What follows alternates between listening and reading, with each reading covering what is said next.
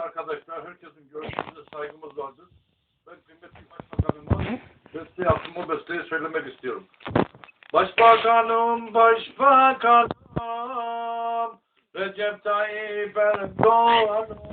Başbakanım, başbakanım, Recep Tayyip Erdoğan'ım. Delikanlı uşaksın, sen Karadenizlisin. Delikanlı uşaksın, sen dünya liderumsun. Garibanım dostisun, gönlümün sultanısın. Garibanım dostisun, gönlümün sultanısın. Başbakanım, başbakanım, Recep Tayyip Erdoğan'ım. Başbakanım, başbakanım,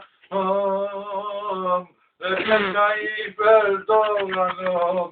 Gece gündüz demedin, hep çalıştın, hep gezdin. Gece gündüz demedin, hep çalıştın, hep gezdin. Avrupa'da dünya, gururumuz sen oldun. Avrupa'da dünyada, gururumuz sen oldun. Başbakanım, başbakanım, Recep Tayyip Erdoğan'ım. Başbakanım, başbakanım, Recep Tayyip Erdoğan'ım. Hey hey Recep Tayyip Erdoğan'ım hey. Şimon Peres'er çektin, Sarkozy'yi titrettin. Şimon Peres'er çektin, Sarkozy'yi titrettin.